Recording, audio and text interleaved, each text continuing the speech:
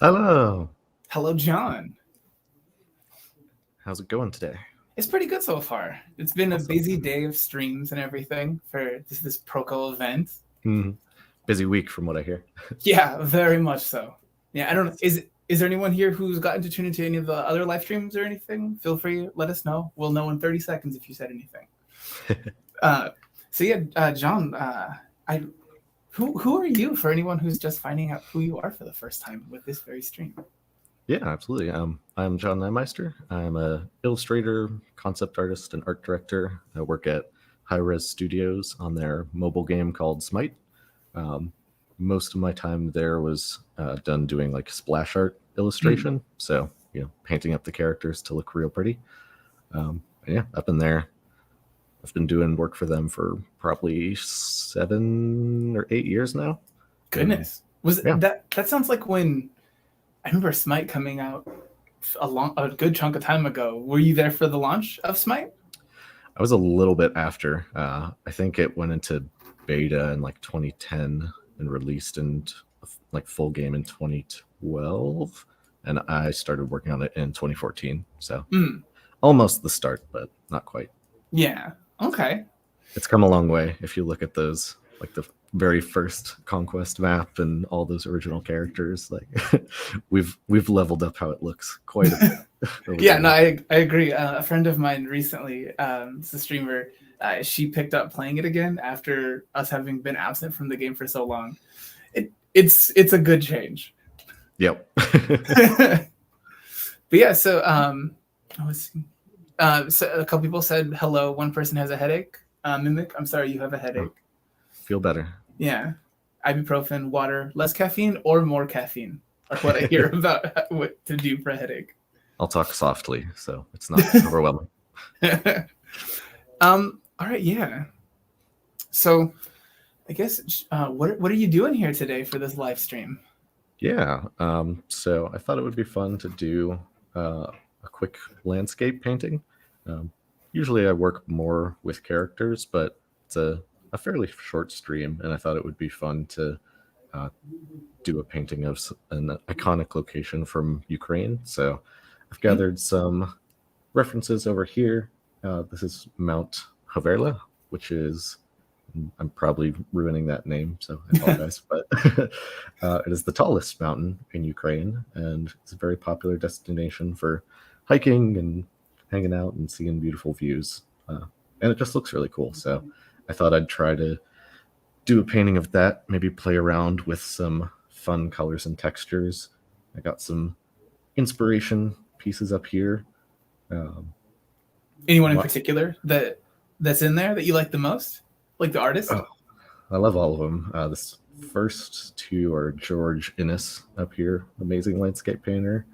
Uh, these are Thomas Moran, who was one of the Hudson River School painters, and he has like just the best like values and colors and shape design, just amazing work. Mm-hmm. And then this down here is Bernie Fuchs. Um, Not the same subject matter, but I really like just the effect of the paint and the colors. Mm. And since it's a shorter painting, I thought I'd try to keep it a little looser and more painterly and experiment around a bit and see what happens. Okay, makes sense. No, Yeah. I don't know for anyone. We do have a couple questions, Yeah. but I want to jump ahead of people on this one. What are you using to show your references on the side of Photoshop like this?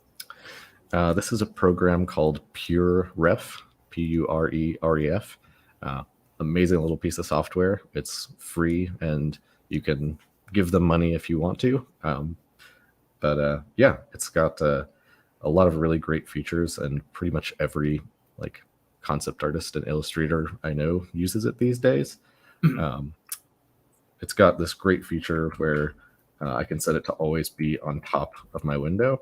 So you can see if I turn that Mm. off and I go to Photoshop, I lose my reference, but I can flip that back on, and now I can paint in Photoshop and always have my reference on the screen. Okay. And it's also got completely non-destructive scaling. So if I take this photo and like make it tiny, Mm. I can zoom in and it's still the same image. It hasn't lost any fidelity. So it's a really great way to just store and organize references, and you can export them as PNGs or send your PureRef file to other artists if they need to look at it. Nice. So yeah, it's my favorite little reference toolkit. Okay, no, I like this. All right, I hope that was useful for anyone else. I was just so curious. Yeah, I would definitely recommend trying it out if you work digitally. It's super helpful. Mm-hmm. So yeah, let's see. There's a lot of hellos from different places. So we've got from Dublin, South Africa. Someone just saying, "Let's get this party started." I agree. Nice. Dublin to South Africa. I'm in South Africa. You must be up late. That's fair. Yeah, I've been to a Dublin, Texas. Never Dublin, South Africa. We have a lot of fake cities in the States. Yeah. Like, I live in Georgia, and we have Paris, Georgia. We have Athens, Georgia. There's probably some others I'm forgetting, but yeah, not quite the same as the original cities. Yeah, the one that always gets me is Memphis. Mm-hmm. What a lofty goal to name your city, Memphis. But yeah, let's see here. So you have converted M. Randolph to using PureRef. Nice. Welcome to the club. You get a badge now. Or do you guys have PureRef badges? You can make this pin. It'll go great on the Neimeister store. Yeah. And it will be purple. That is true. See, you do know something about me. If you look at my art station, it's like 80% purple. I don't think there's anything wrong. It's just that you really like red and blue, and you wanted them both to exist in the same space. Exactly. So let's see here. There was another person who was asking if you had any advice for people who approach landscape painting for the first time. I think the most important thing for me is your photo reference, or if you're doing plein air and you're out in the wild, obviously that's very helpful, and you need to utilize that to get good information. But just because nature is accurate doesn't necessarily mean it's like a beautiful painting waiting to happen. So you still have to like stylize and design your shapes just as much as you would if you were painting a figure or a still life or anything like that, which is kind of what I'm doing here to start with. You can see I'm using very simple straight lines, trying to capture the general shape of this mountain and get the appealing and clean shape before I get into any kind of detail. Like, I don't want to start this off by being like, well, it goes down, and then there's like a little bump, and then it goes down, there's another little bump. Like, that's just going to kind of turn into a mess. So yeah, be sure to edit your reference and turn it into a painting rather than just copying what you see. Yeah. Do you find yourself when you first start a landscape like painting or any sort of like scenery image versus a character, do you approach it differently? Do you block in colors before really doing form, or? Sometimes. What I'll be doing here is kind of similar to how I paint characters, but definitely with landscapes, the shapes tend to be a little bit simpler, and you don't have to worry about like defining muscles in perspective. So sometimes I'll just like start with a big brush and just start throwing color on the canvas and like gradually manipulate that into the final landscape. But for this one, since I wanted the shape of this mountain has a very distinct shape, I wanted to be sure that I established that with a nice clean drawing before getting into any kind of color. Okay. Now, in case anyone has any questions about why he's picked this particular scene from the Ukraine, from Ukraine, not the Ukraine. I'm not a news story in the 80s. I shouldn't say the Ukraine. But yeah, from Ukraine. I think most of us are aware of the world events that are going on with this one, and that's what's brought us all here together today. There is a donation stream that's happening that this is part of. If you want to find out more about that or where any of the money goes from this, just go to the link that's above us up here. You can find out more, see some of the rewards and things that people can get, aside from just watching these cool demos. Yeah. It's awesome that you guys put this together. It's a really good cause, and every little bit counts. Yeah, I agree. Did you hear by any chance the story of how this ended up happening? Just the initial newsletter email that went out, but I don't think I got the full scoop. Because I don't know if I'd read this newsletter email, but Leon, who was on some of the live streams that we did here from the studio, where we had a bunch of painters together who were all doing things, he and Stan ran into each other, and I guess they ended up spitballing back and forth about it, and a live stream emerged. And suddenly we were figuring out how to fit 5 painters all at once with different cameras on them in the studio. That doesn't sound fun. Yeah, I liked it. I liked it for the challenge of it, but we had just gotten some new equipment and everything, so trying to get everything to work together was great. Yeah, that's one of the advantages of digital. You just press share screen, and there it is. That part is nice. I agree. Actually, so I was curious, as a person who I have only seen you do something in Photoshop, do you find yourself doing anything with Procreate like so many others are right now? Yeah, I definitely do most of my work in Photoshop because I work full time as an artist, so I need to do that work in Photoshop just because our file sizes are humongous and they have tons of layers.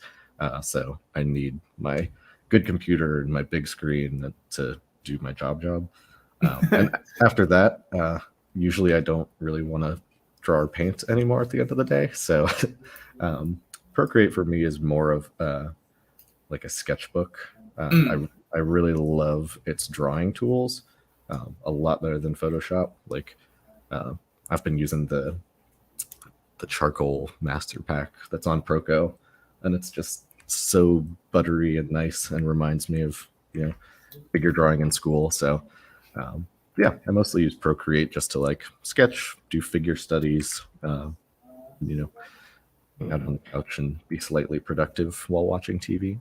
Yeah, I feel you on this one. I think I've gotten to a place where I'm so used to my workflow in Photoshop to where I'm not necessarily trying to learn a new piece of software or reach for things that I'm unfamiliar with. And Procreate ends up being me using a lightly digital version of a sketchbook. Right. Yeah. And a big part of it for me too is I'm absolutely obsessed with efficiency, and I have so many shortcuts and hotkeys and actions and tools and things that I use to do my painting efficiently that when I swap over to the iPad and it's I just have my fingers and I have to press all these buttons, and it's not as efficient for me for full paintings. But there's definitely a lot of artists that do full illustrations just in Procreate. Randy Vargas does a lot of his, I think all of his Magic the Gathering paintings in Procreate. So yeah, it's absolutely a viable tool.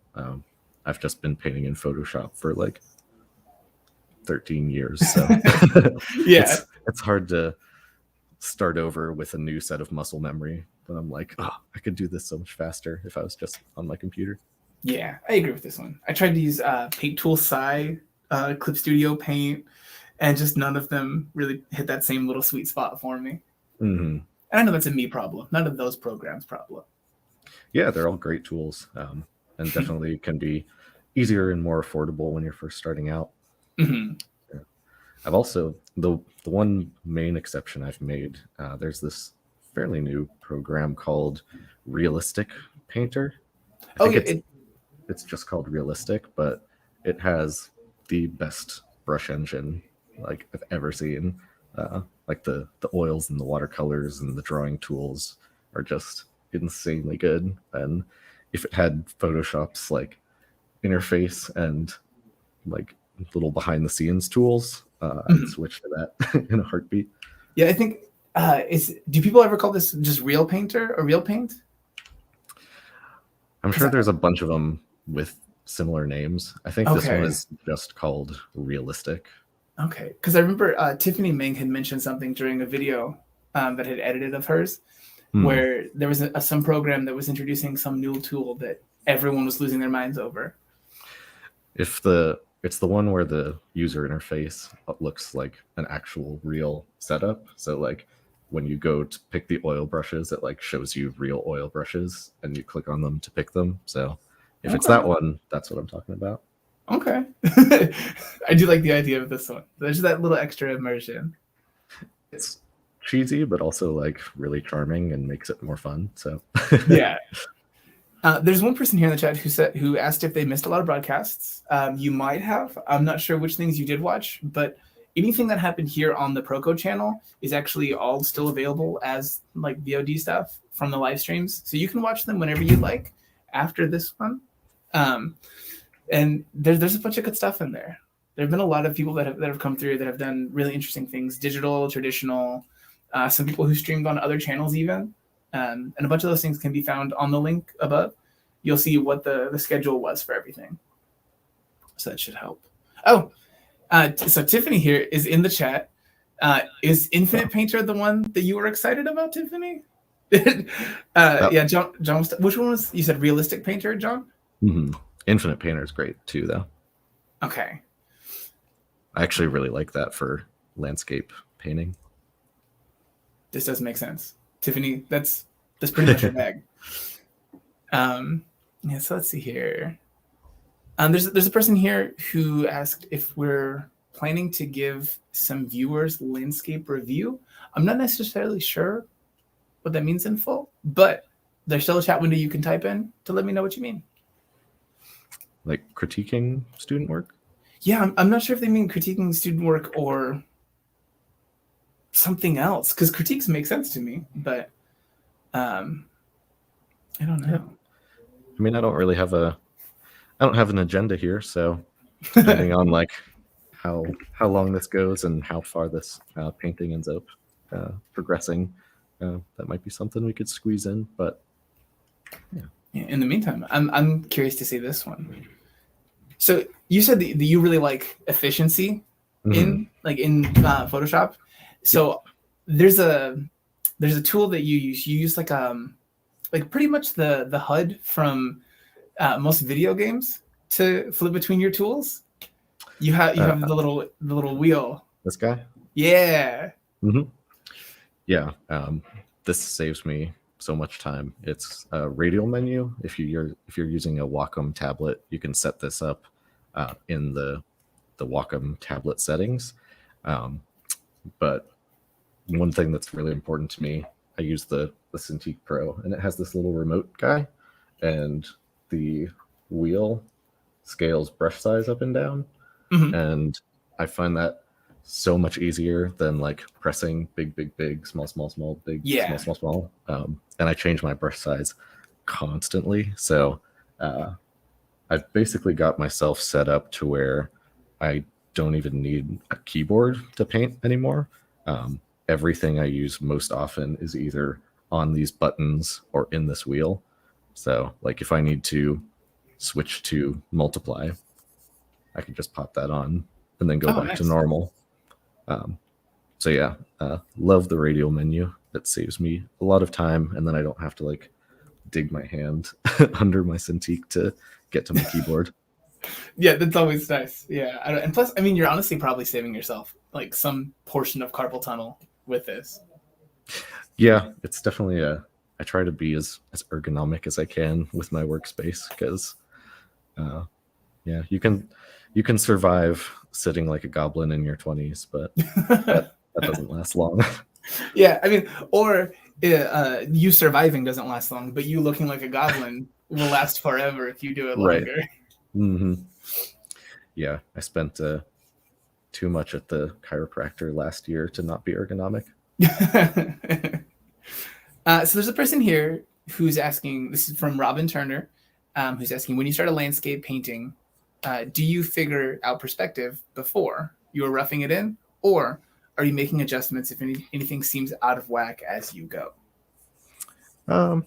It depends a bit on the goal of the painting.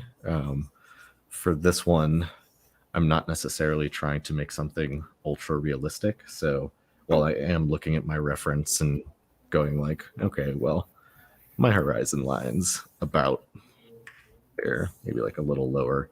So it's kind of in my head just because I paint so much that I not think about it. Mhm. But if it's supposed to be like more stylized, and not even if it's supposed to be more stylized, but like I was saying at the start, like it's really about making appealing looking shapes. So that's my main concern. And then if I want it to look very realistic, I'll also be sure to account for perspective when I'm designing those shapes. But it is definitely important for landscapes to consider perspective. Generally, people think perspective drawing is only if you're doing like buildings or characters with their, punching at the camera or something. Mhm. But a lot of landscape painting, you still want to create depth and space in the scene. So obviously you have atmospheric perspective, but you also want to show perspective with your shapes and your level of detail. Like I've got all these references, but I'm looking at this one the most. And a part of it that I really like is how these bushes like zoom in perspective and like lead you into the painting. And a big part of establishing that is not only getting the shape of them right, but also when I get to painting them, the details will be a lot larger right here in the foreground, and the details will become smaller as they recede into the background. And that's a pretty common mistake I see with student landscapes, is like the level of detail is consistent across the whole thing, which fights the feeling of space a little bit. Yeah, I think the first time it clicked in my mind that you should really simplify something because of distance was actually, I was looking at character model sheets for animation when I was really little. Yeah. And so they would have the distant version of a character that was much less, the lines weren't so prevalent in the shape. So where like there'd be like a full design or something on their shirt, when they go farther back, maybe it's just like a little yellow square or something that represents the whole design on their shirt. Right. And I think that was the thing that finally helped it click for me. Yeah, that's super important in games too, because a lot of the time, at least most games probably have some kind of action or combat to them, and you need to be able to tell what's going on at a distance, because if you're fighting an enemy, they might only be like 2.5 inches tall on your screen, and you have to be able to see them and know like how you're going to react almost immediately. So that small tiny thumbnail readability is way more important than like drowning them in really cool details. Yeah. And details are great, but not the main focus. Yeah, I think that's why we've seen a lot of video games get to pull back on just trying to have the craziest fidelity in visual art style. They've stopped trying to go for photorealism so much, and now it's kind of more about the strength of the character design. Right. So, I mean, people can like it or dislike it, but I mean, I think it's still like Team Fortress is pretty much the standard for immediate readability for characters. Yeah, I use that as a example in the concept design class that I teach. Is I talk about abstract shape design for like 40 minutes and using these really simple examples of like you can use rounder shapes to make something feel a little more friendly, or more angular aggressive shapes to make something feel dangerous. And after rambling about shapes forever, I show a page of Team Fortress 2, but it's just the silhouettes reduced to pure black. Everyone always knows who they are. Like, I have yet to have a class where people couldn't figure out what those characters were, which is exactly what you want out of character design. Yeah, there's just such strength in that. I felt bad because I was so excited when Disney Infinity came out, And they were doing so much in simplifying shapes and forms for characters that felt like it had learned from the school of Team Fortress. Right. And then that game just didn't go anywhere. Well, but yeah. Good job to the character designers, though. There are a couple people here in the chat. There's another person who a little bit ago had asked if it's easier to begin with grayscale values and color or go straight to color. I think you've talked about this in a couple of the classes that you've done on Proko.com, but for those who haven't seen this. Yeah, I think I recommend to students that you should start by practicing in grayscale, because you need to learn how values work.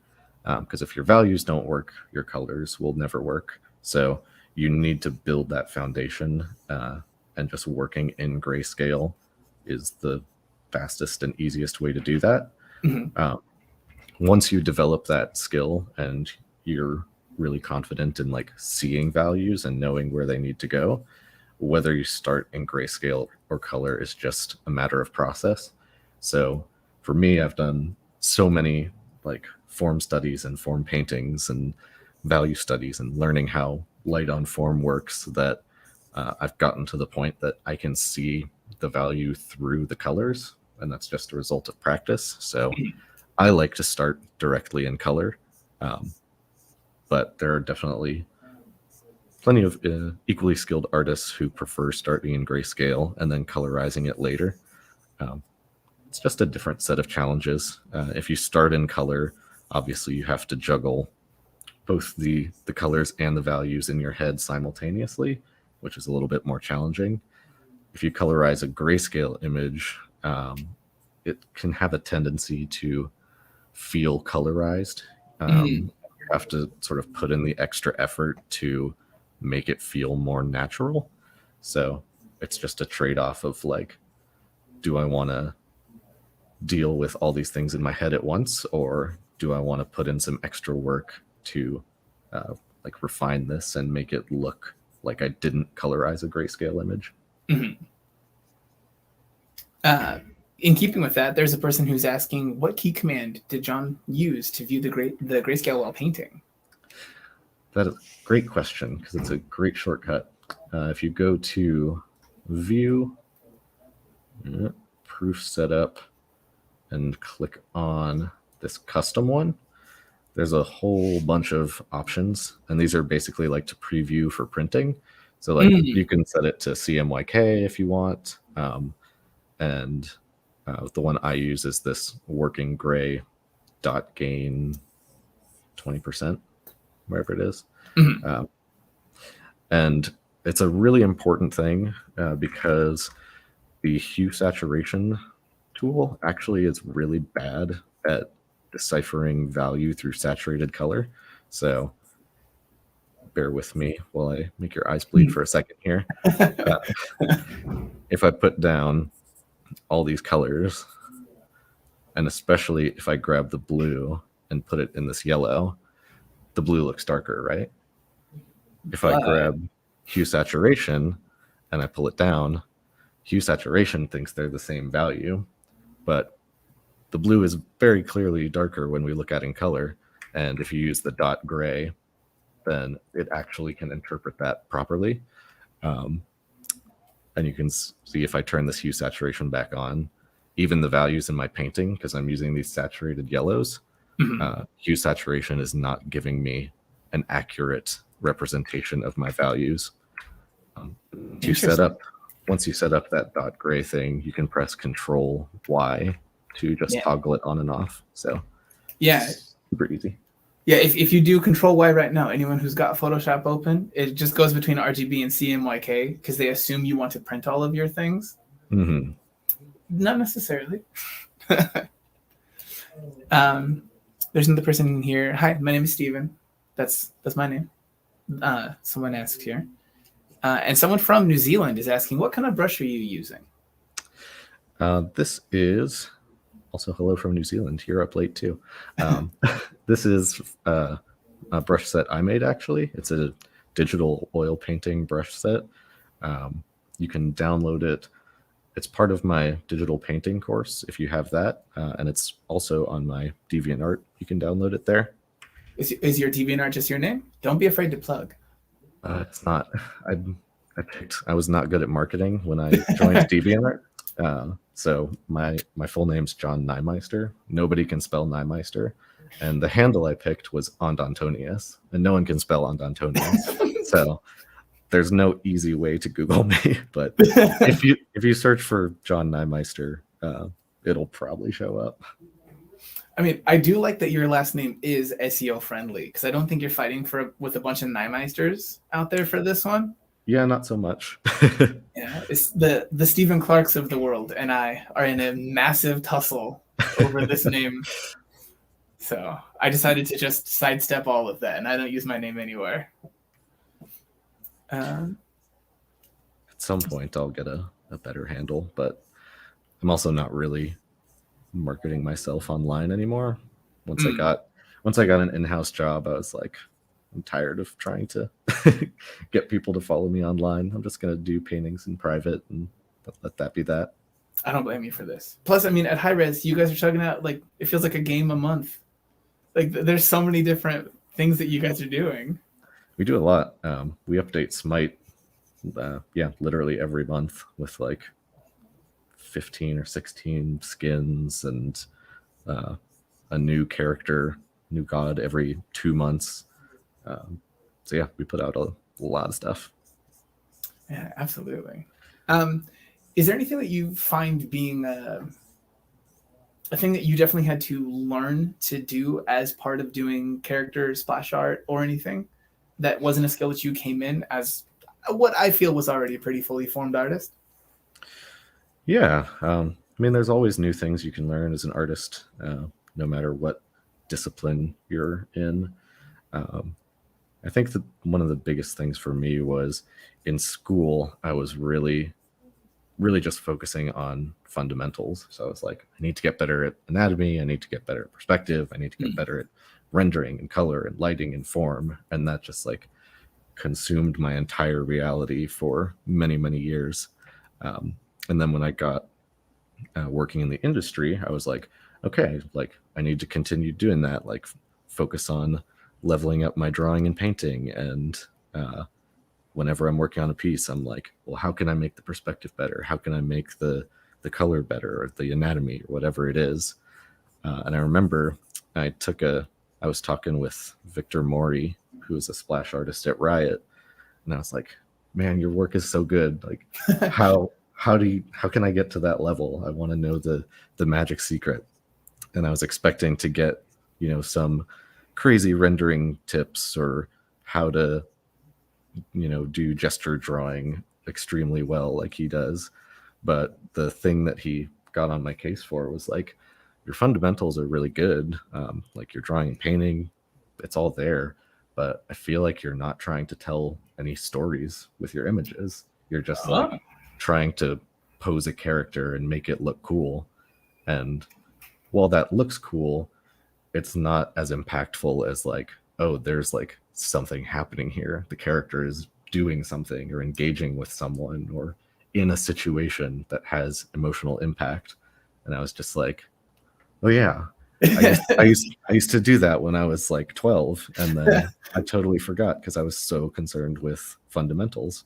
So yeah, I think one of the biggest things was just like, after I learned my fundamentals, I had to relearn how to make art, I guess. Like, yeah. Okay. Who do you like? Is there a certain time that you think you nailed it? That kind of thing, the storytelling in the image best?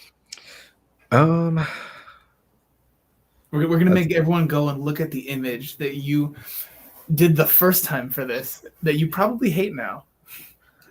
I actually still like it. Okay. I think the first big breakthrough image was it's called like Izanami Voodoo Queen or something, and I have her like rolling these dice into the foreground, like casting the fate of us as the viewer, and like filled the background with all her little alchemy and potions and voodoo things that she has. And I feel like that was one of my big breakthrough pieces in terms of like remembering how to tell a story. It's always nice when it finally clicks. Yeah. There's one person here who was asking again how you had done the reference on the side. That was a free program called Pure Ref.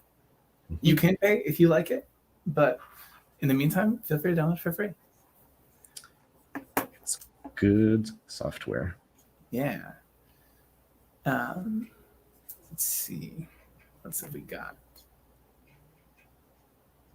So there's a person here. I don't know if there's a specific thing that'll be different about anything you've said so far for this one, but someone was asking, do you have any suggestions for people who wish to learn landscape painting for comics? And they said, thank you for your attention.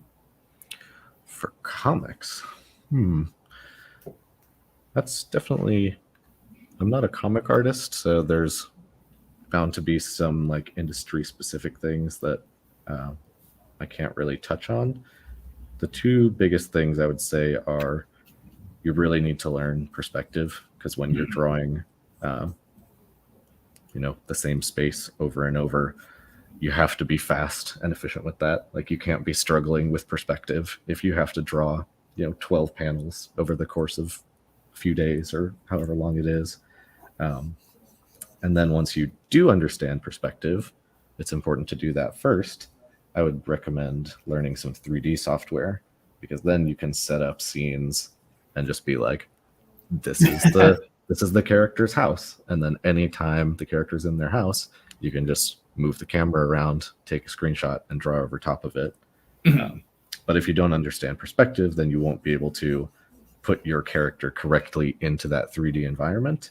And if you want to add anything like details, pots with flowers on the tables, whatever it is, you still have to understand perspective to be able to do that. Yeah. There was so perspective has always been a big challenge for me as a person who's not choosing to do art all the time. I found that for me, art was more like a means to communicating a thing that I want to tell, not so much a thing that I want to chase and render light perfectly or anything. Right. But yeah, perspective has always been a challenge because of that. And there was a time when I was watching a person who's actually doing a stream for this tomorrow, the comic artist Daniel Warren Johnson. Yeah. I was watching one of his, he does a weekly YouTube, like a series that he does every week. And he'll just take people through it like as he's drawing. And the way that he does perspective, I think, is one that's really easy to just look at and understand what's going on here, even if he's not necessarily taking someone through it bit by bit. If that helps you at all, person in the chat. If you want to get really into it, Scott Robertson has a book called How to Draw, and it's basically the perspective for artists Bible. Is it one that is a physical thing, or is it also available digitally? I don't know if it's available digitally. Okay. Yeah, there's so many of those the books that are just like these like tomes of wisdom that are so hard to find digitally now. Yeah.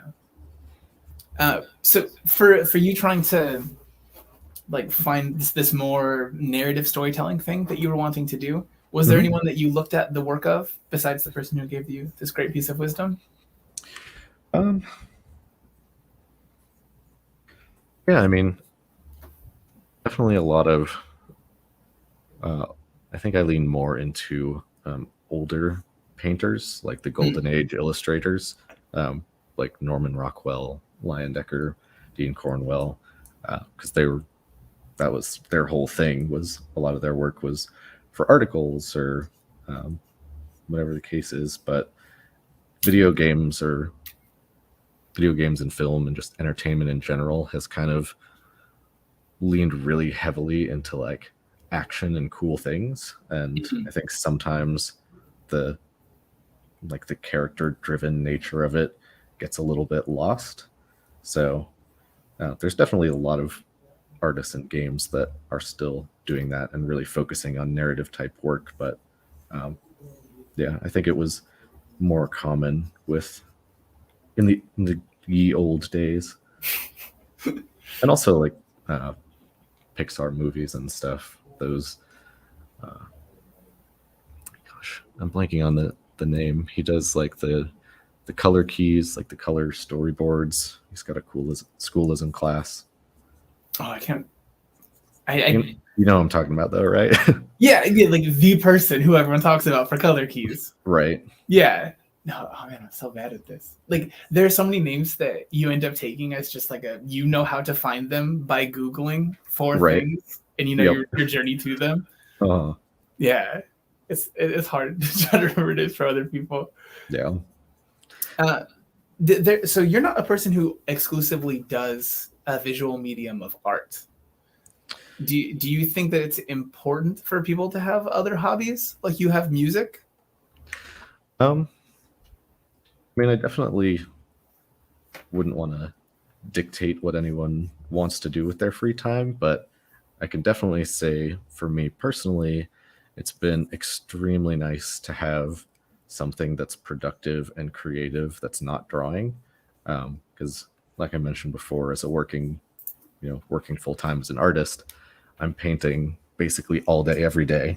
So when I finish with my work day, it's really hard to rustle up the motivation to keep painting and make my own stuff.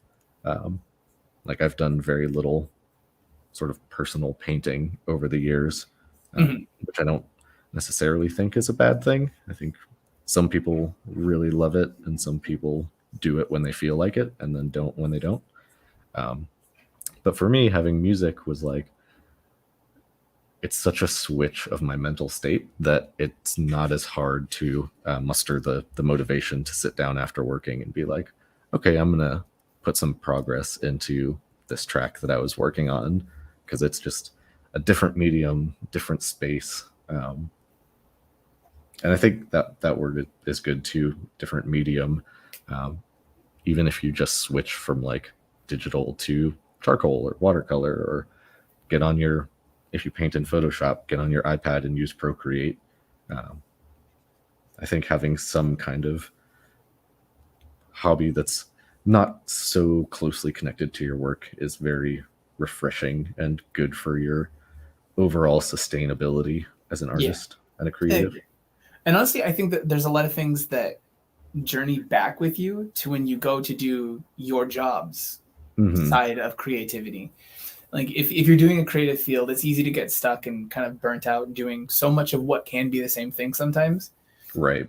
I found that going and doing like random motion graphics kinds of things made me do better video editing afterwards, as the thing that I have to do for my normal job.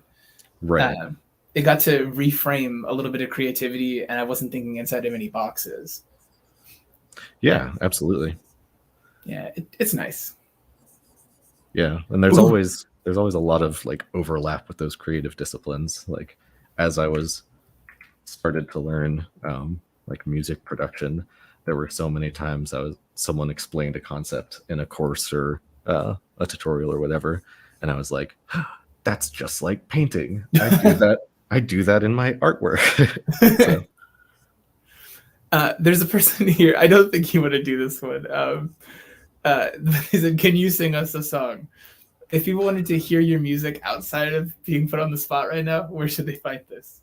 You can find it on any streaming service. It's called Siren Song, but Siren is spelled with a C. Again, I'm bad at branding. But yeah, if you want it to sound good, that's the better place to go. Yeah, that's fair. And then another person was asking, I think that they're probably a little bit behind where we are right now, just because of lag, but they asked why you chose that yellow. Is there a yellow that sticks out to you that you recently picked? I chose that yellow because I wanted to try changing it into the Ukrainian flag. There you go.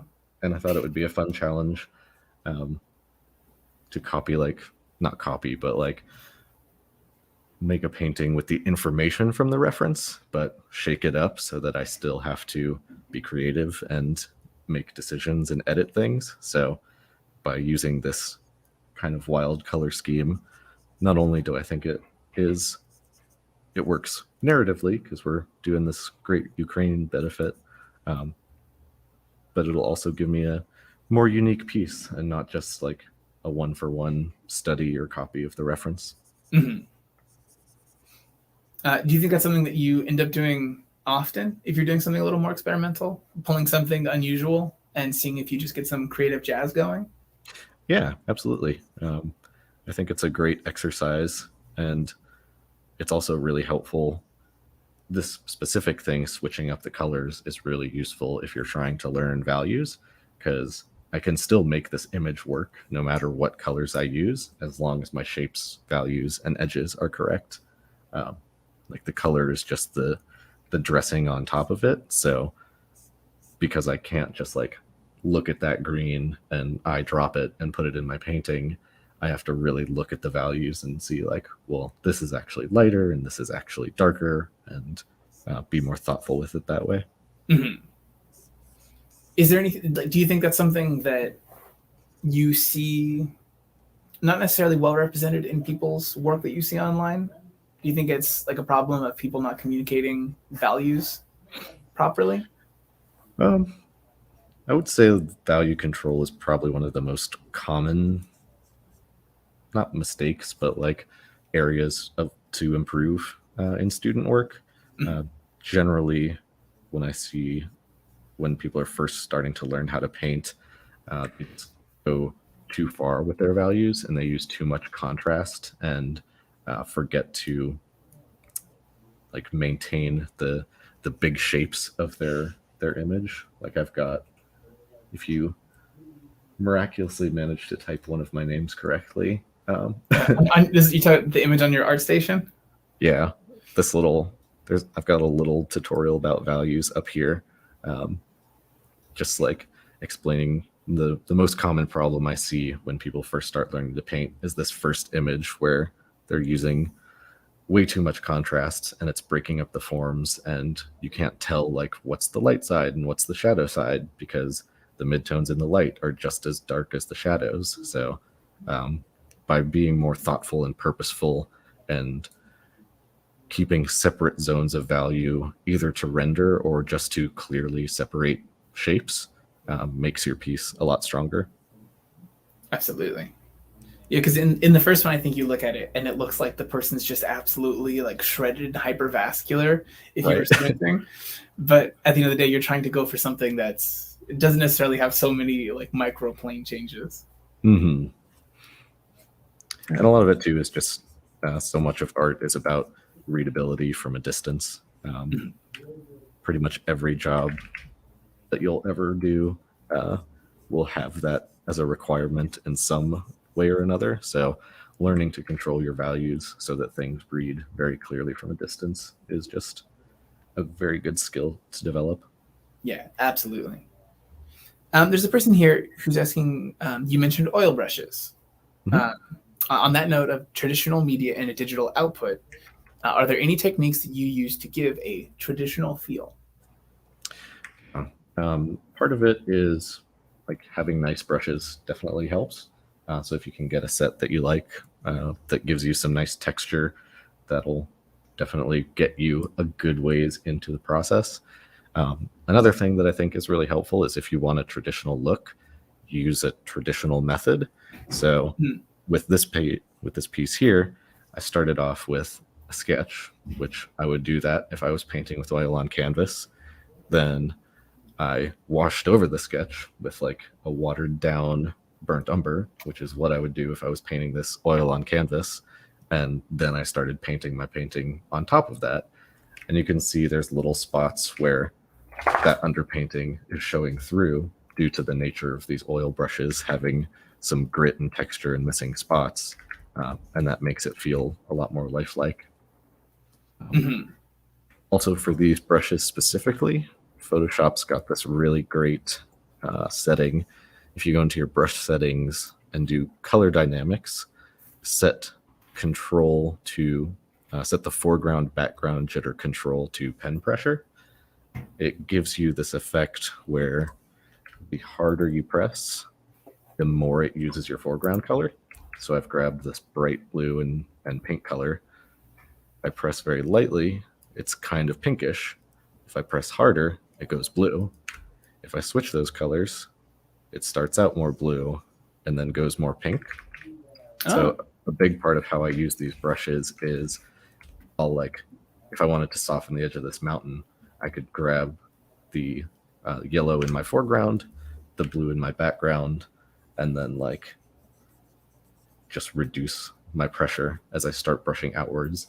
So a little bit more variety and like color mixing within the brush strokes, which is usually what digital is lacking. Usually you need multiple brush strokes to get multiple colors, but with this setting, you can kind of just gradate it in and out just with pressure. Mm-hmm. Yeah, and I mean, there's definitely traditional corollaries for this too. There's like you can have markers that have different things like this to them, or certain things that you like have like what's that? There's that dual tip marker set that was out for a long time, that then went into like the clearance bin in all the art supply stores. Yeah. You had two markers that had an alcohol medium in the middle that you dip them together, and so it would take some color from the other one. It was weird. I never had those. They were weird. It's a big gimmick, but I bought it. I tried it. I was curious. Yeah. There's a person here. They were asking basically when and where do you choose to add saturation to an image to add depth? So there's kind of a hard and fast rule for how saturated something is versus how close or far it is from you, right? Mm-hmm. The answer with that is always it depends. Because one, there's a technical answer of how light works, and two, there's a creative answer of what do you want your painting to be. Yeah. And you can choose like where on the spectrum you want to make that decision for the piece that you're working on. The main thing for me is painting is always about contrast. So I'm trying to figure out what's the point of this image and keep all my contrast focused in that area. So you can see even in this one, like I've added this really bright orange to the shadows of the main mountain up here.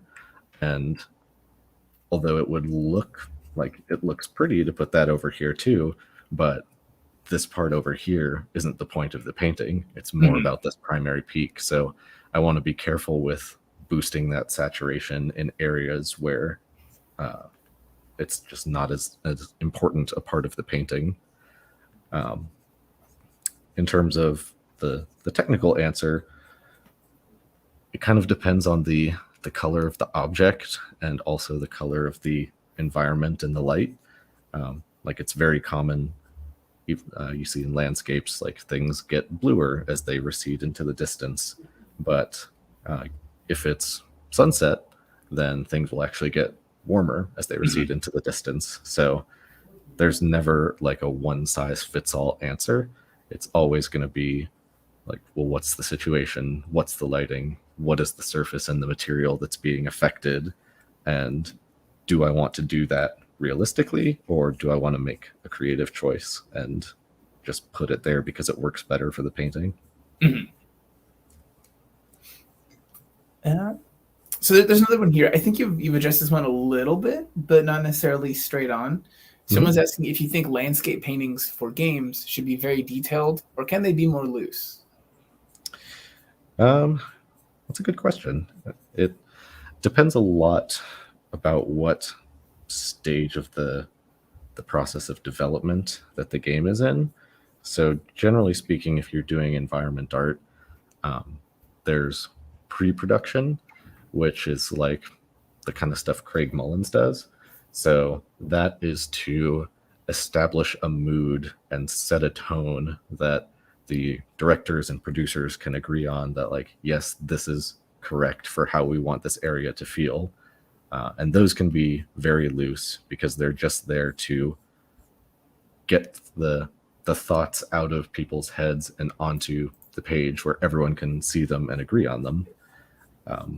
When it comes to actual production, so if you're doing environment and it's like, hey, we already know what this is supposed to look like, now go make it, that can't really be very loose because there's, unless it's for D&D, there's like a 95% chance that it's going to be turned into a 3D model.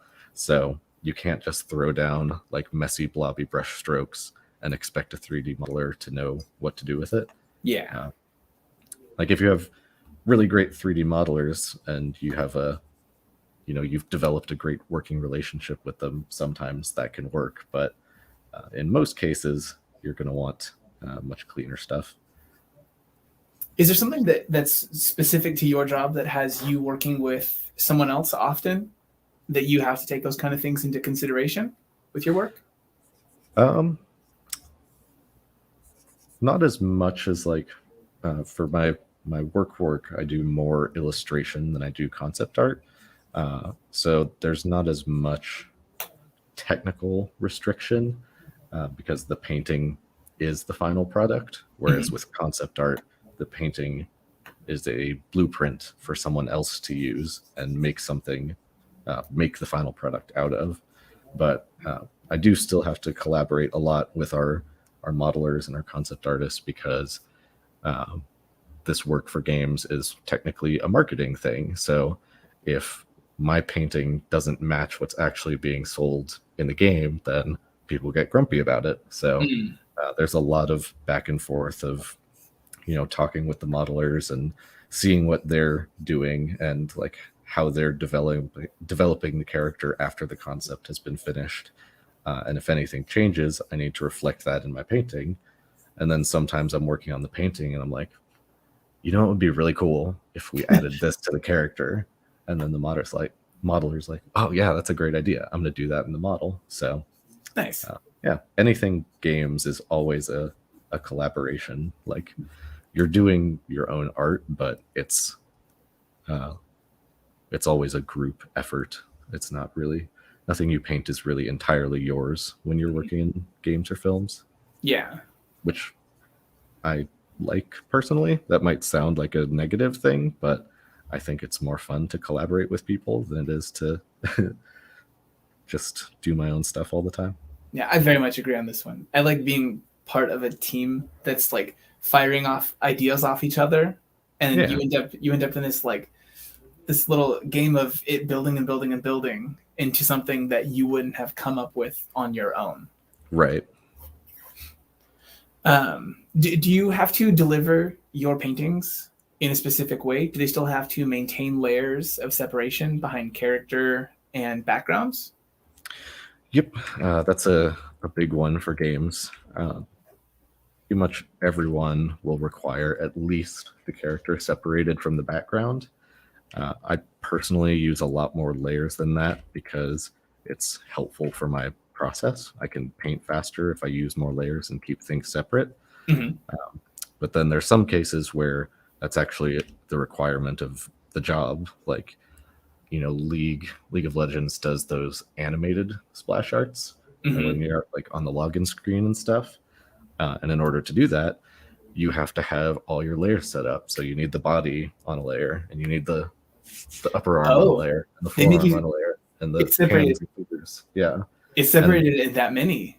And not only do you need those layers, but also you need the stuff fully painted underneath. So if you turn all the arm layers off, the full torso is still visible, because if you leave gaps in that, when they start to animate it, suddenly there's like missing or unfinished parts of the painting. So that's a very time consuming process, but it is really cool to see your painting animated. I've had that happen a few times.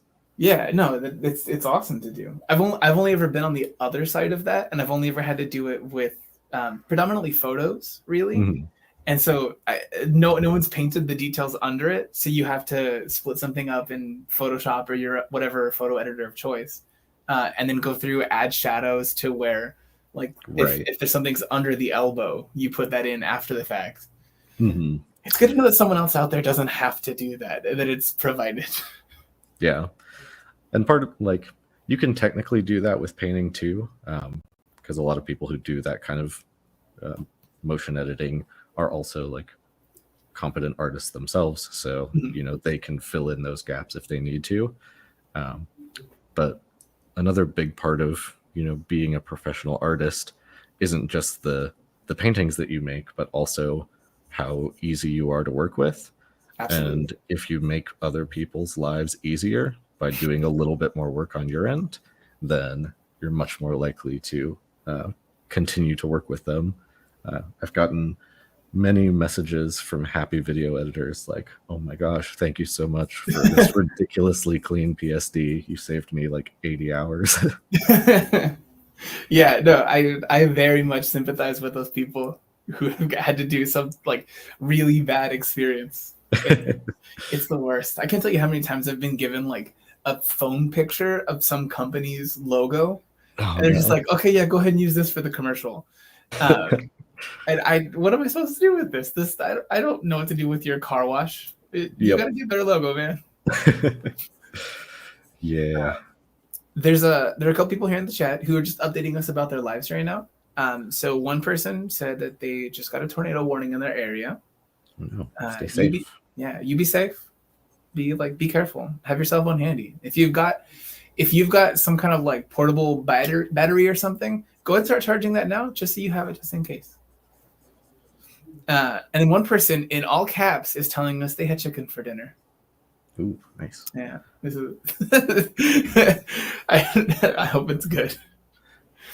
I have some leftover General Tso's chicken that I'll probably have after this. That's a good option right there. Yeah. So there's a person here who's asking, what are some tips for overcoming the need to perfectly render a painting? How does one keep a sketchy style that doesn't feel too messy? Yeah, it's definitely a tricky thing to learn. Part of it is just being more mindful and not letting yourself fall into autopilot mode. It's very easy when you're rendering, especially once you get competent at rendering and it just becomes a process that like, oh, I know how light works, I know how color works, I just need to do the thing. And it's easy to just like have an out-of-body experience and paint for hours and hours and hours. But that's not a great way to paint, even if it doesn't require as much brain power as like the thumbnail stage or drawing difficult perspective. You still need to be very purposeful and mindful with your rendering process and be making conscious decisions of, I'm not just rendering this thing to render it, I'm rendering it because it's going to make the piece better for this reason. Mm-hmm. So just being confident or mindful of what's going on in your head and being very intentional with your painting will help you not over render stuff, and know like when a piece is done and you can stop fussing with it. Mm-hmm. And the other thing that I think is really big is just really honing in on your fundamentals, because a big part of getting a more painterly sketchy style is having more economy to your brushwork. So you're using fewer brush strokes to describe more information. But in order to do that, you have to know the information that you're trying to describe. Otherwise, you have to like paint a bunch of little brush strokes and you're searching for the right answer. And then once you find it, you like clean it up. But usually at that point, you've probably hit over rendered. So if you know what you're going for and, I want this color at this value with this edge, put down one brush stroke, that's when you get that really loose painterly style. Mm-hmm.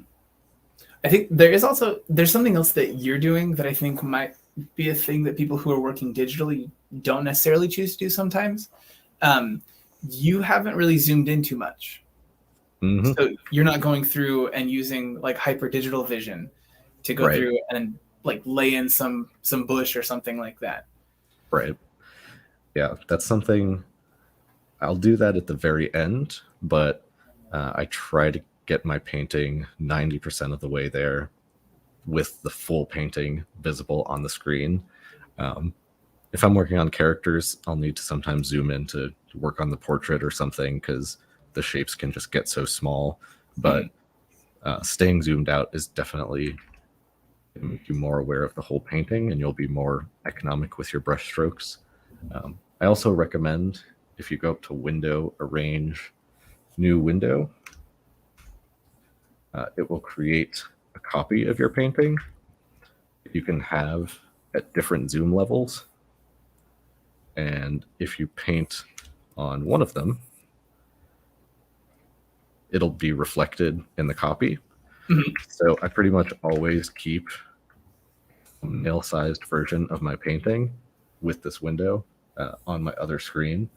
And all the time while I'm working, I'll be like 1, 2, 3, 4, 5 brush strokes. Look at the thumbnail.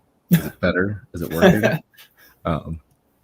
I've even gotten to the point where like I've done this so much and I'm so familiar with my setup that I'll actually look at my second monitor while painting and just see like the direct result of how what I'm doing applies to the thumbnail size of the image. So this is bravery, John. You're describing bravery. I just got tired of having to spend so much time fixing mistakes, so I tried to stop making messes that I had to clean up later. And yeah, staying zoomed out is a great way to go about that. Yeah, no, that's fair. Someone asked a question about that kind of thing applied to CSP. They asked if the secondary window thing is a thing in CSP. I don't know about that. Do you, John? I do not. I've not used Clip Studio Paint. Yeah. Yeah, it's handy. It's a handy thing to do. Yeah. Very much so. There's one person, I think this is Jacob, who said you have that in the upper right corner. That'll reflect what you have on your side. So if you zoom into something and are working on it, that'll show that zoomed in space also, correct? Yeah, it does. The other one gets to maintain being a copy of the full thing the whole time. Right. Yeah, you can use the little navigator here in the top right. A lot of artists do that. I just like being able to set specifically how big I want it with the other window. And with the navigator, you can't do that. And also the navigator, if I end up zooming in at some point, there's a big red box over it. So the area I'm trying to paint, I find that distracting, having the red lines around the area I'm focused on. So yeah, whatever works for you. Yeah, absolutely. This is a Photoshop thing. There's 4,000 ways to do all of the things that you're thinking you want to do. Right. we put out, there's a video that I put out for isolating lines on the Proko channel. That it's a fantastic method. But then in the comments for the thing, there were a bunch of people who were like, I do it this way. It's like, yeah, no, there's so many ways to do all the different things. Yep. Yeah. Yeah. There's gonna be so many. I don't think it's an exaggeration. I've been painting in Photoshop for like 14 or 15 years. I'm still learning new features that it has. Oh, absolutely. I was working with one of our UI artists, and he was doing like a whole bunch of icons and set up his whole PSD with artboards, and the layers were named what it is .png, and he had it set up to automatically export those PNG files whenever he saved the PSD. And I was like, you can do that? What? How did I not know that's a thing? Yeah, teach me your wizardry. Is there actually, so on that one, is there anything that you do that's like one small trick that when you show other people, they lose their minds over? It's okay if not, or if you want to keep this a secret. Maybe it's the thing that keeps you employed and getting jobs. I don't know. I do have a good one, actually. May or may not know this. It's a pretty common thing, but generally when I paint characters and stuff, I keep my drawing all on one layer, and then I'll sort of do a silhouette underneath and do my flat colors and merge it all down. And at some point I need to start splitting up the character into more layers. And obviously you can use like the lasso tool to make selections of things, or you could use the pen tool to make a selection to separate something off of its current layer. For me, I find the lasso tool is really inaccurate, and the pen tool takes me too long, and I get much faster and better results by using Quick Mask. So if you press Q in Photoshop, Mm-hmm. you can see my layer turned red and my color picker turned to black and white. Now I can paint with the brush tool, and you can see this semi-transparent red is being painted onto the image. So I could like paint this out. This is messy, but just doing it real quick. Yeah, as an example. Yeah. And then like fill this in. So if you paint with black, it adds this transparent red. I just like filled it, paint bucket, with black. If I press Q again, everything that was white or not red has now become a selection. So I can just duplicate that. And if I wanted to change the sky behind the mountain, voila, I have the mountain on its own layer. So I find using Quick Mask to be a lot faster, and I can get more intricate and accurate selections by painting them by hand rather than using lasso tool or pen tool. Yeah, agreed. Yeah, I remember the first time I ended up accidentally pushing Q. I was trying to use the like I think it was the magic wand that I was trying to use, and I hit Q instead, and everything turned this kind of like reddish color, and I was so confused. I didn't know how to undo this. I think I ended up closing Photoshop and opening it again before realizing, as like a 12-year-old, what I had done. Getting to finally put together this. Yep. That still happens to me. There's like a tool or something, and it puts this little blue circle with a 1 next to it on the canvas. And occasionally I do that on accident, and I have no idea how to get rid of it. So I just have to like, close Photoshop and bring it back. Yeah, every once in a while something like that'll happen in Photoshop or in Premiere or After Effects, and the entire layout is now ruined.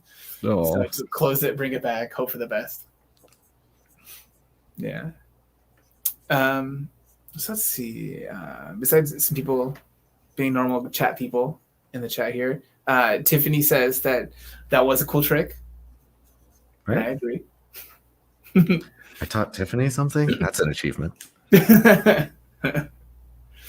Yeah, like there was a time when Tiffany was talking on the previous stream that we were doing with all the painters, and so she sat down and was just like spitting wisdom in front of everybody when she just came to bring by some like delicious baked goods. She's too powerful. Good. Yeah, it was good though. So just as a reminder to anyone else who's come in late or anything like that, the reason that we're here right now is because it's a charity stream for Ukraine. So there's some different rewards that are for sale. There are actual physical things that are for sale, some other digital things, or you can just donate just to help out. That link is there right above us, the one that's on the screen right now. You don't necessarily have to support something monetarily to help support it. If you're just in a place where you can just share a link and say a bunch of cool stuff is happening, we appreciate that too. Tiffany says that she knows no tricks in Photoshop. That's not true. She did a whole video where she was talking about a specific thing that she does in Photoshop. But yeah. She also knows how to paint, so she doesn't need tricks. I don't have that thing. Yeah. No, me neither. I can't do this at all.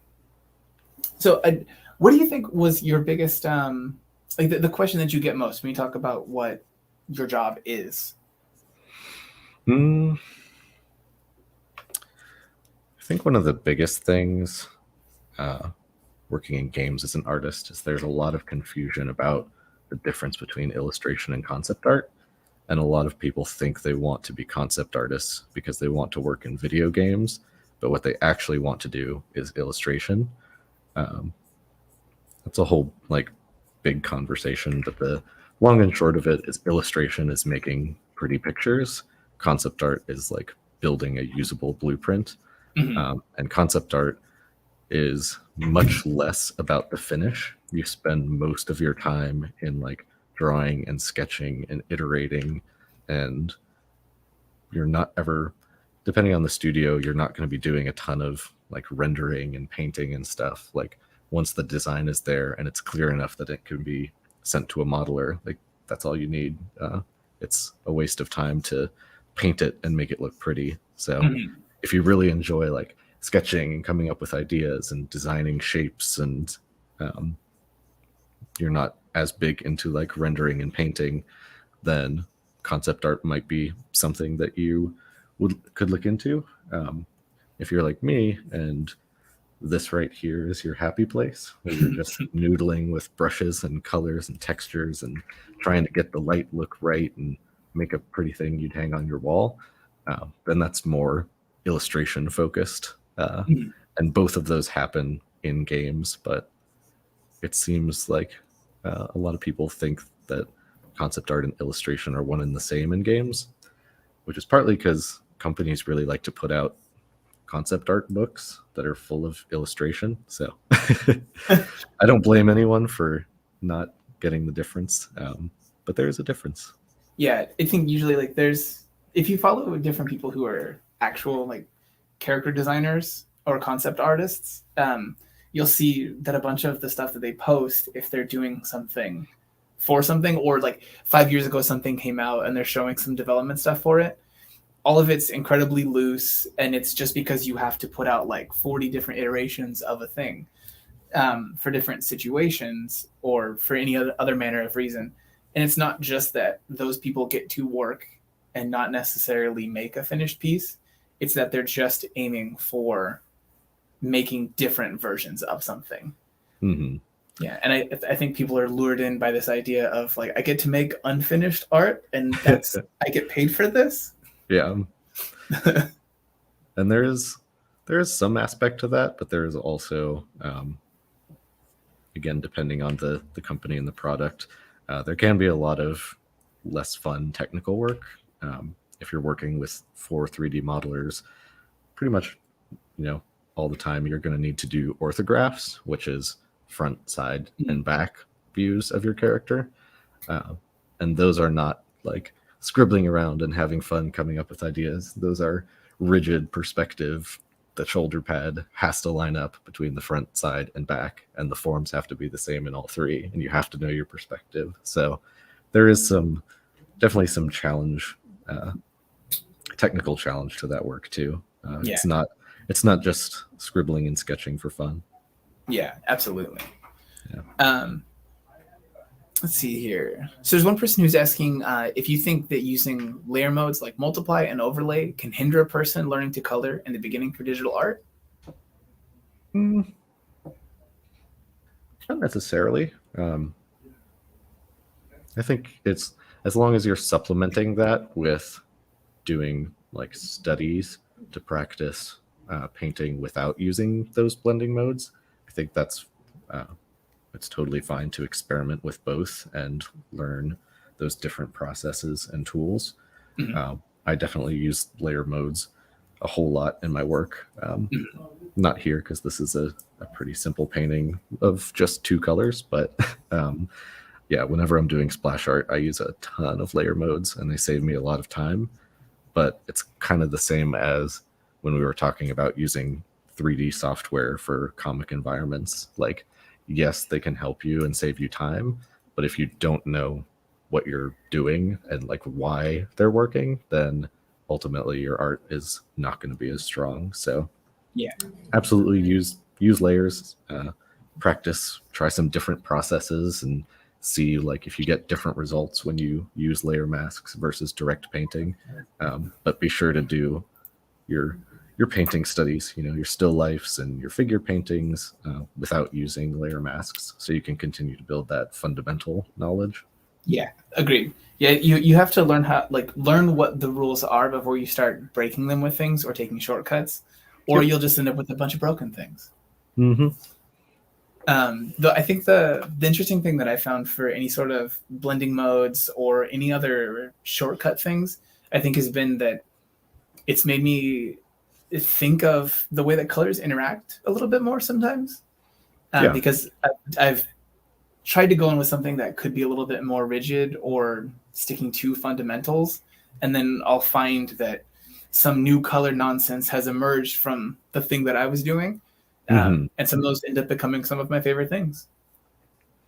Yeah, definitely. That is definitely a big advantage to them, is you can experiment quite a lot and get some interesting different results. Like, I don't know if I have that in there still. We're going into the vault, guys. So like I did this as a little demo for my digital painting course. You can grab that on Proko. But it's talking about adjustment layers and blending modes and stuff. And the point of this was showing that I did the entire rendering and lighting of the character exclusively with blending modes. So they are really powerful, and they're also really flexible, because if I'm like, well, I want the rim light to be a different color, like I want them to have pink rim light, I can just shift that.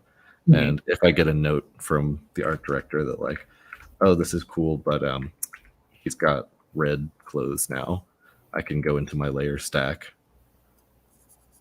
and I can change the color of that underneath, and the lighting stays consistent on top. Like I don't have to repaint the lighting because it's all handled with adjustment layers. So they're definitely extremely powerful, useful, and flexible tools. But yeah, you still have to know your color theory and your light and form and value control and all that jazz. Yeah, absolutely.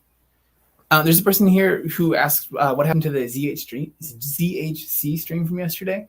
On that stream, they actually, on that channel of his, it's one of the other channels they have, not the main channel, they don't actually save the VODs from that, or at least they don't have them public. So as a product of that one, that's not something that you can view after the fact.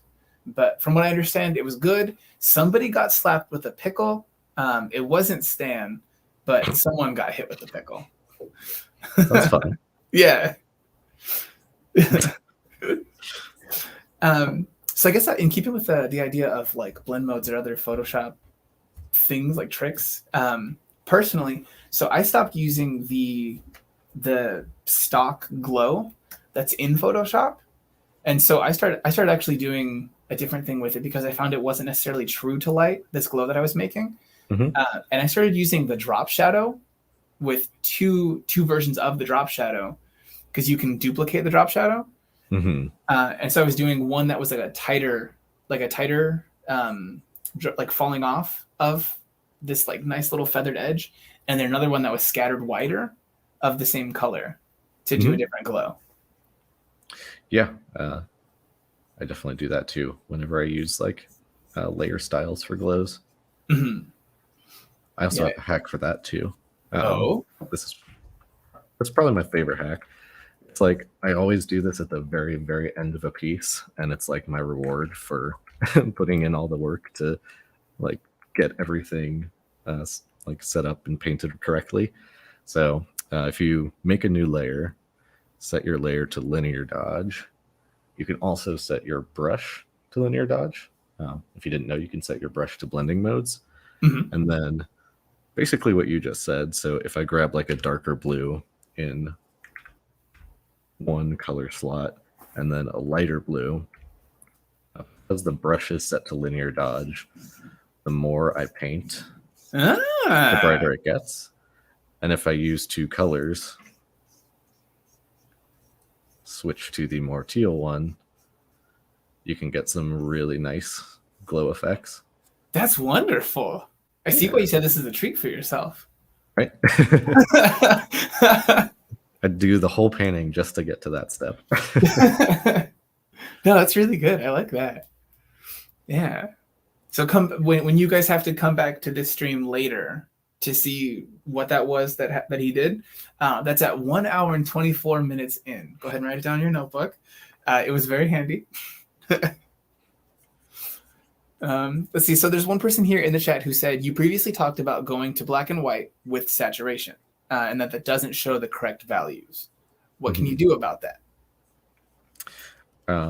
Yeah, we went over that. So if you go to View, Proof Setup, Custom, and set it to dot gain 20%, you can press Control Y to toggle that on and off, and that is accurate with values. If you use hue saturation and turn your saturation down, that is not accurate with values. It's mostly a problem with like really saturated colors, but it's always safe to just use the one that works. Yeah, absolutely. Yeah, because the other one someone might reach for because it's more simple, but setting the other, like the preview one, to just be your Control Y hotkey is more simple in the long term if you're not trying to print stuff. Right. And have that be what you see. And if you're not using Photoshop, you can probably get the same by going to like image mode grayscale. Most software probably has something similar to that, and that'll give you not quite as accurate as this, but still better than hue saturation. Mm-hmm. So there's a person here who's asking, how long does it take to learn fundamentals on average? They've been drawing for a year regularly, and they feel like they've hit a plateau. Do you have any? I think that the amount of time it'll take a person is going to be different per person, but do you have any recommendations for them to get through that plateau? Yeah. I think it definitely takes a different amount of time for everyone. So, and it's also not something that ever ends. I'm still working on fundamentals, and I will be until I die. So be prepared for that. That there's always going to be something more you can learn or something that you want to improve on, and it's important to fall in love with the journey and not get frustrated that you're not at the destination. But if you feel like you're plateauing, there's a few things that I think can definitely help. The main one is be sure you have a community. So, because you're probably at a point where you can't really objectively see what's wrong with your work at this point, because you've got a next level that you need to get up to. So having a community, friends, mentors, take classes, that can be a good way to be like, oh, this is what I'm missing. And then you can go work on that for a few months and see how it goes. And I would also say that it's important to, how do I say this? It's like, you have to be very intentional with your studies and your learning. If you just like want to be better at drawing figures and you sit down with a picture of a person and you try to like sketch it out, that will give you some benefit, but not as much as if you sit down and you're like, my figures need to be more gestural. So I need to work specifically on gesture, which means I'm not going to spend any time like refining the face or adding shadows or trying to make cool brush marks on the page. I'm just here to learn gesture, and I'm going to focus my entire mind into that for the next hour. Yeah, no, I mean, it's like if you go to do chores. If you just say, I'm going to do chores, maybe you do like 40 different chores, but you don't necessarily just do the dishes. If you want to just do the dishes, just do the dishes. Yeah. Let's see. Oh, there was one thing I was going to ask earlier. So you had said that you have some experience with textures. Is that something that you did for games? Yeah. That's technically, that might have been like my first foray into digital art. I was a huge Warcraft 3 player, and when I discovered the map editor, I thought it was just the coolest thing, and I like made my own movies in it. And then I learned that you could export the textures into an image file, and then you could repaint them to something else and then re-import them into the game. So I was making my own little Warcraft 3 character textures long time ago. They were all terrible, but I learned that was a thing you could do. And then I haven't done a ton of them as a professional, but I have done a small few. If you look up the game Cloud Spin, it's a mobile game that probably came out like, I don't know, 8 or 9 years ago. I did all the textures for that, and it was really, really fun. Dang, that's a Herculean task. Yeah. Did you have to like limit anything that you were doing with the mesh because it was going to be a mobile game? Not really. He gave me the UVs, so I kind of just, it was like paint over top of this and make it look good. It was pretty straightforward. Okay. Yeah. But that is a kind of good note too. Like if you're looking to get into the entertainment industry, especially games, even if you don't become like a professional texture painter or a professional 3D modeler, it's really useful to dabble in disciplines that are related to yours, because if you have a stronger understanding of how they work, then you'll be able to work more easily with other people, because you know like what they can and can't do and how much effort it is to make this change versus that change. So like having an awareness of the function and the pipeline of other departments outside of your own is a really big plus to have as a working artist. Yeah, absolutely. Let's see here. Oh, there's a person who was asking about, you had said that you wanted to recommend to people that they find an art community. And they were asking if you had any suggestions for this one. Honestly, the thing that, like, if you don't have any specific recommendations, the thing that I would recommend is see if there's a favorite artist you have who has a Patreon. They might have a Discord server where a bunch of people who like their work get together and do art of some sort. Mm-hmm. Yeah. This was a big problem probably like 5 years ago, because all the forums had died and it was really just Twitter and Instagram, and both of those are terrible for artists. But now we have there's the Proko website, which has a whole art forum, a lot of people on there posting all the time, giving each other feedback. That's a really good spot. It's probably as close as the world will ever come to those old school forums that my generation of artists all grew up on.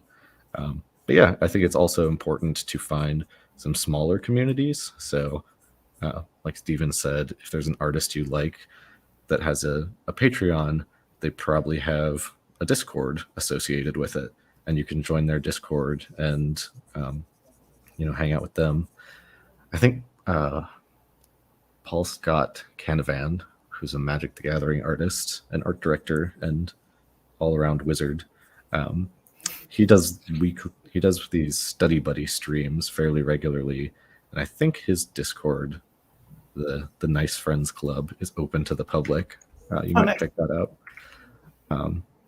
And if that works, I would say start your own Discord, because there's got to be at least a few artists that you know and talk to and are trying to like get better.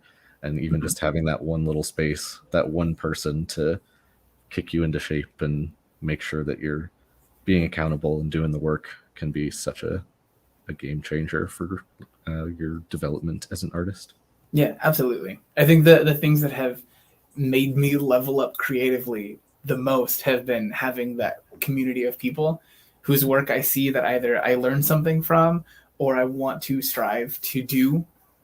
You know, like it's such a driving force. And then depending on the person that you are, sometimes you have like that little art rivalry. So you've got this like very small scale rivalry with someone else who may or may not know that you have them as your rival. That's always fun. Yeah. Also great too, because the way I think about talent is you have things that you're interested in, so you pursue them more and you get good at them, so people think you're talented. But when you have a community, you're going to be around people who have at least somewhat different interests than you do. Like for me, you might say I'm talented with like painting and color, but not because I have some magic thing. It's just that I really enjoy painting and I love color and I love playing with color. So I've done it a bunch and gotten good at it. But like my peers, a lot of them are much more interested in line work and drawing and like, designing armor, coming up with stories for characters. And that's not something that comes naturally to me, but it's something that I have to do as part of my job, or will or had at some point had to do it. So having people around who have different strengths than you can help shore up your weaknesses, and you can help them shore up their weaknesses, and like pool your various talents together to become more well-rounded artists. Yeah, absolutely. I very much agree. There's a person here in the questions who asked something that I think people don't talk about enough. For your day job, how long do you spend at the desk? And any tips on keeping pinched nerves at bay, both mentally and physically?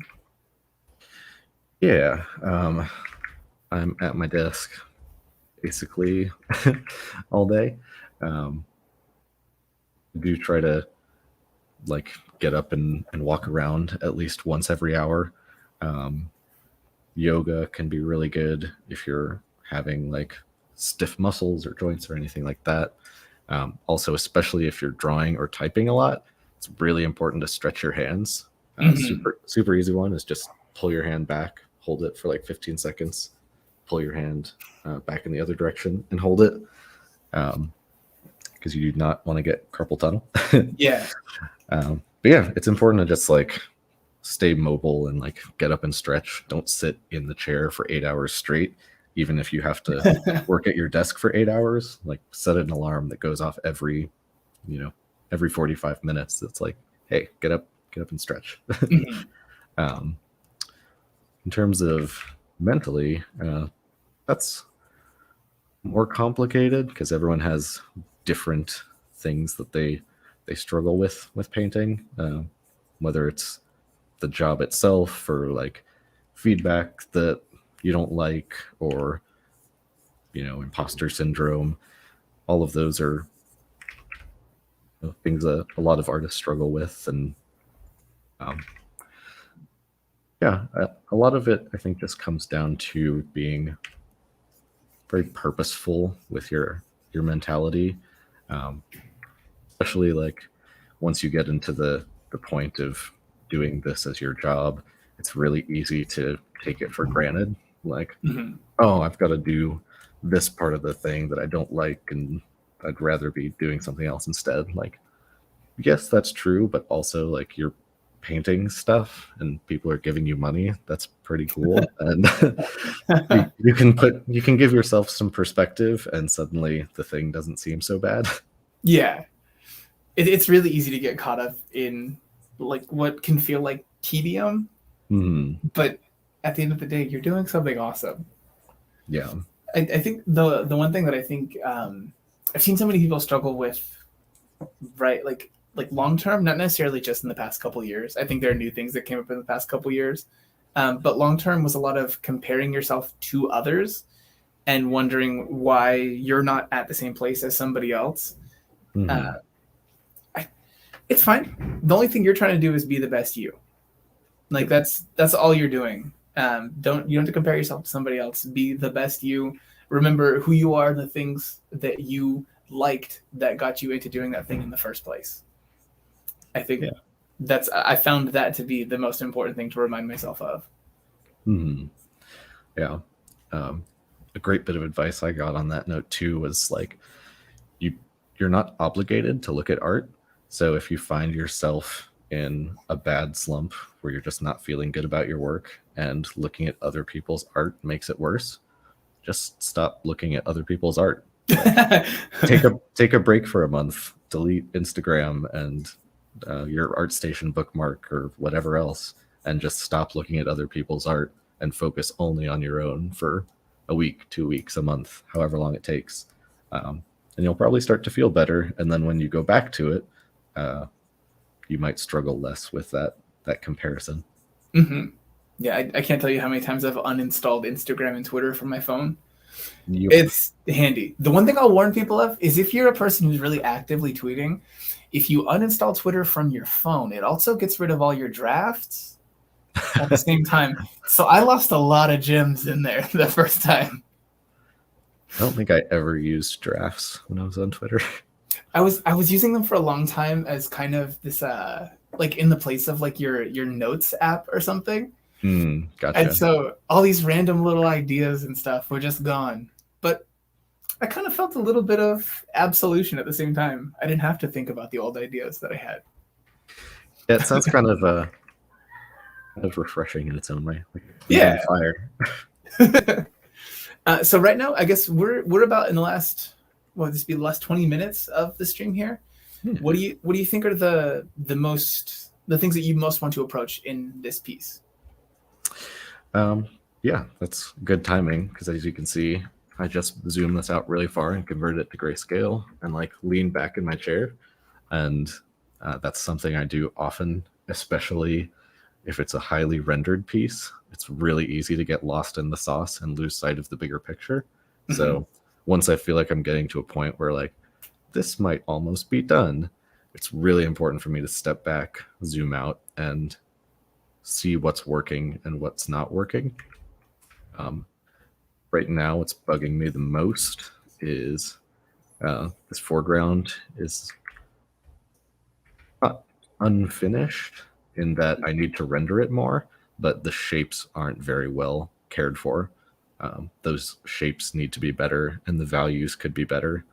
I would definitely continue refining this if we were going for another hour, but there's a lot of shapes in there that would take a lot of noodling to figure out. So Yeah, I might dig into the foreground here a little bit and just try to clean up these shapes, make something a little bit more interesting, maybe change it up a bit from my reference and see what happens. Okay. When you get into a space that you think you're kind of at the last bit of the piece, do you find yourself reaching for a different kind of brush when detailing? Depends a lot on the style. Like for this piece, I'd probably just stick with this brush because it'll give it a very cohesive feeling that everything's painted the same way, and I'm going for a kind of traditional look. Mm-hmm.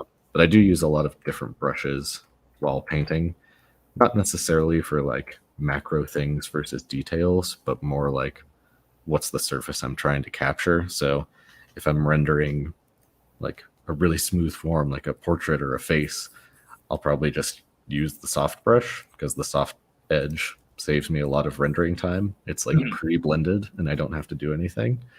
But if I'm working on like, oh, I have to paint the leather belt that they're wearing, then leather has a good amount of texture to it. I've even got this brush that has this random color jitter applied to it.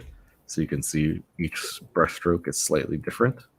Okay, yeah. And that gives me a really nice texture. So yeah, I try to use brushes that match my goal for the surface that I'm painting. So like, what's the edge quality? What's the shape? What's the texture? Kind of how I switch between brushes. It's mostly about what am I actually painting and trying to get out of it. Yeah. This makes sense. Yeah. I guess this would be kind of going back to an earlier part of the process, but there's a person who's asking if you've ever had to deal with the fear of the blank page, like art writer's block, you know? Yeah. It's definitely intimidating, and I think the best thing you can do is don't start on the canvas. So like, obviously for this painting, it's fairly straightforward. Like I'm painting a specific location, so I need to go get some photo reference so that I know what it looks like and I can do a painting. And I also have like some style reference and things like that. But if you're doing something more complicated, like an illustration of a character for a game or a book, and you sit down at the blank canvas and get terrified, then trying to fight your way through that is not going to be helpful. And you need to go back to this reference information gathering stage. And that doesn't necessarily mean collecting pictures that'll help you draw. It just means go live in a creative headspace for a bit and don't put any pressure on yourself to actually draw the thing. Just like playground in your mind. So a lot of the times if I'm stuck, I'll actually go to writing. It helps me a lot. Like if I have a character and I can't think of any cool composition ideas for them, I'll just go write like a 6-paragraph short story about who they are and what I want them to do and what they could do. And usually in the process of writing it, without the fear of the blank canvas staring me directly in the face, I get much better ideas and yeah, can get myself unstuck from that. Mm-hmm. Yeah, no, this is an interesting one. I haven't thought of that one for an art thing. This is handy though. Usually I'll end up going to write something because I feel like I can't be productive with a visual medium in that moment. Right. But it's never that they're cross-pollinating and I'm writing for the visual medium. Yeah. There's one other person here in the chat asking if you sell your brushes. What was your the social media handle they should go to find out about this? You can search for John Neimeister, or I'm on Antonius on DeviantArt and ArtStation. I don't sell my brushes, but they are free, so you can download them. There you go. There's another person asking if you have a favorite Patrick Jones painting. Patrick Jones. This is a hard one. Do I know in Patrick my mind? Jones? I think so. Patrick has done, if I remember correctly, some stuff for Proko, some courses and things. If you don't have one that immediately springs to mind, do you just have a favorite painter? Yeah, I know Patrick Jones. I was just blanking on the name. Well, I'm a sucker for mermaids, so a lot of his paintings are probably my favorite. But yeah, lots of favorite painters, usually depending on my mood of the day or like what kind of inspiration I need to get my work done. I mentioned them before. Golden Age illustrators are a big one for me, especially J.C. Leyendecker.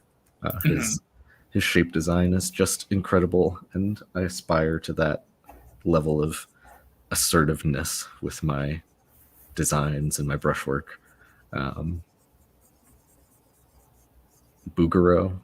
Bouguereau has been a huge influence on me, and especially like I think it was a big part of why I got into Splash. I always loved his work because it's just so immaculately painted. Like the forms are pristine, but it doesn't feel like it was copied from a photo. It feels like an imagined fantasy thing, because a lot of his work is fantasy, but also he had the fundamentals to make creative decisions and create these really beautiful things that didn't feel like photo studies. So he was a big influence on me for sure. And then, all the gamer artists that everyone talks about, Craig Mullins, Jamie Jones. Yeah, there's a lot of them. Yeah, absolutely. Yeah, no. As for the Patrick Jones thing, I don't know if this person was here just a little bit early, but Patrick is the stream that'll be happening after us. So I think they might just be a big Patrick Jones fan who's here early. Excellent. Then I can hop over to that and get some cool art inspiration to finish this off. We'll take all you guys with us. We're gonna raid the other Proko streams. They'll never expect it. And I guess all right, is in this last 10 minutes, is there anything that you want to make sure to say to people?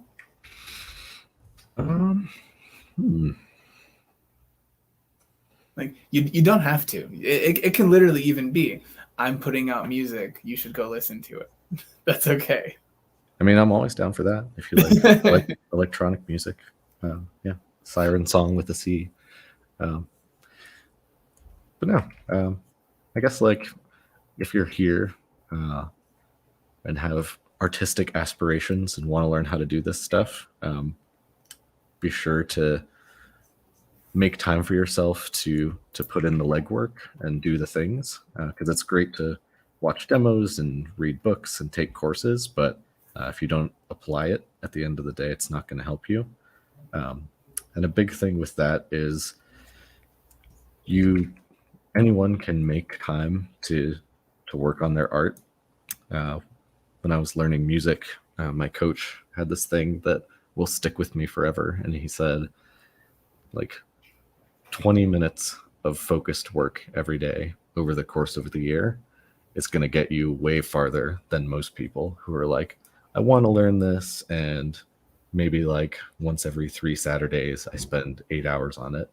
Like, that's not gonna, the inconsistency is really gonna slow down your growth. So if you're trying to learn art and become a drawer or a painter. Make that time for yourself to do it, 5 times a week at least. And it doesn't have to be, you get home from work every day and you spend 4 hours painting and then sleep and never do anything fun or see your family or friends. It can literally just be, what if I set my alarm 5 minutes earlier and before I left did a little portrait every morning? Mhm. Little things like that add up a lot over time. Yeah, absolutely. I very much agree with this one. Like the small practice adds up, and especially with the consistency. It's like Yeah. when you're on vacation from school, you go back and you've forgotten everything. That'll happen to you artistically too. Mm-hmm. I guess that's a fantastic note to end things on. I want to appreciate everyone that's been in the chat that's come through here. I want to thank you for being here, sharing wisdom, sharing art, and all for a good cause. Yeah, appreciate you having me. It was really fun. Yeah, thank you. For anyone who's still here right now, or watching in the VOD later, the person who's after us is going to be the aforementioned Patrick Jones. He'll be doing some fantastic art. Just real quick, again, where can people find you online, John? Mostly just ArtStation and DeviantArt.